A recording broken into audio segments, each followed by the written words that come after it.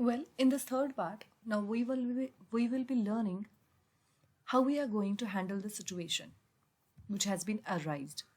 Now, to handle the situation, we have to perform certain rules, we have to follow certain rules. What are these rules? Let's just check that out. So the number one statement, when we know now this is the statement because of which all of this issue has been arised and the whole program has been terminated abruptly, abnormally. Therefore, this situation which is unwanted, unexpected and has been arised and lead to the conclusion that there has been abnormal termination of the complete program. This is called as an exception. So this situation is called as an exception. Now, the medium, the way with the help of which we are going to make the situation correct, they make the situation in a way so that it can now execute our whole program and make our program run. The way which we are going to use so that our exception can be handled is called as exception handling. Now, how is the exception being handled? So please make it sure there is a major difference between exception and exception handling. Exception is just the unwanted situation because of which the whole problem has been arised and our program has been terminated abnormally. Exception handling is a way where the whole program which has been terminated will be get executed, will be get sorted out the way which we are going to write down now. So how we are going to handle this exception? We have to follow certain rules. What are those rules? Let's just check it out. So first rule, when you know because of which line the exception has been arised. Can I call the situation as risky code?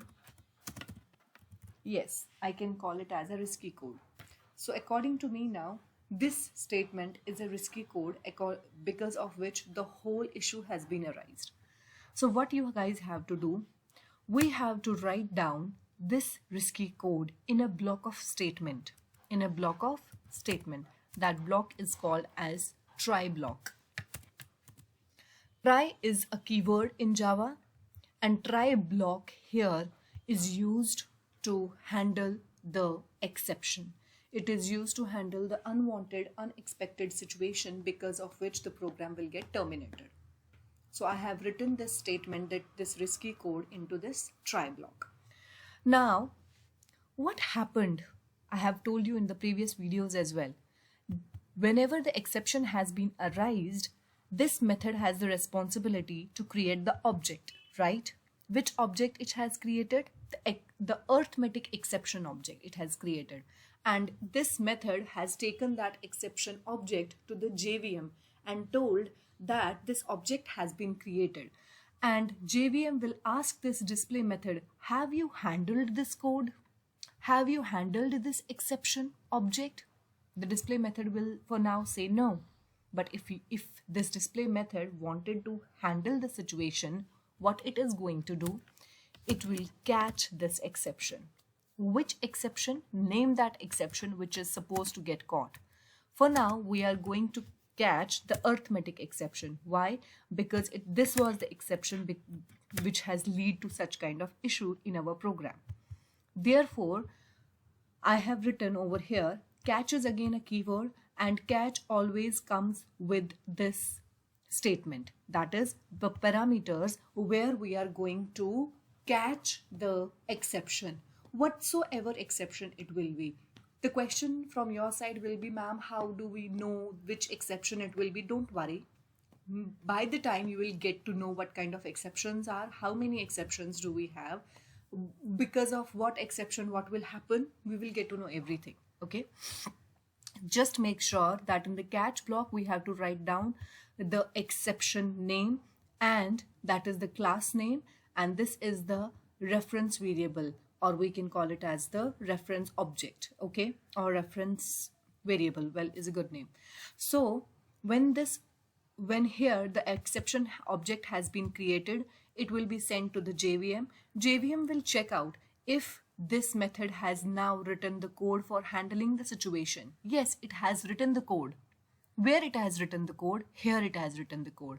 So if it has written the code here in the catch statement, it can catch the object. Which object? The arithmetic exception object. The same object which has been reached up to the JVM, right? So now in this catch block, whatever statements you want to write down, you can write down after catching up the exception. So here I'm going to mention that it is infinite. Okay, so in this way, we will first of all write the risky code. After that, we will write the catch block in which we are going to write about everything about the exception. What kind of exception we have caught, we will write down here. And after catching the exception, what we are going to mention, which statements we are going to execute, we will write it over here. Okay, now this is how we are going to handle an exception. Let's just run the program again and see if it has worked or not. Yes, if you can see, firstly the main statement has been printed, so it has been printed over here. The show method will get called. Now show method has been called, show method called, again it is printed over here. Now the display method has been called. Please check it out now. Display method has been called, display called. Here the statement has been printed. Values of A and B have been printed, so I have printed here as well. Now this statement has been executed because it was a risky code and it has already written into this try statement. Again, the method will take this code, this object, this exception object which has been arised here to the JVM. Now it will the JVM will ask this display method, have you handled this code? It will say, yes, I have handled, I have written the statements for handling this risky code. JVM will say, where? Let me check. The object which it has arised was of the arithmetic exception object, and when the JVM will check in the catch block, the same object has been catched over here. So that object which has been reached up to the JVM will be catched over here, right? And now this block will get executed and it will print infinite. After that, it will print thanks, as we have also printed here thanks. That means the whole display method has been executed. The control will lead up to over here in the show method. Again, it will print by, then show method has also been executed. And finally, the main method has been executed completely, and therefore our program has also been executed and terminated successfully. So this is all about how the execution of an exception handling takes place, how an exception has been arised and how an exception has been handled using the concept of try catch is this. Hope you guys have understood it. Thank you very much.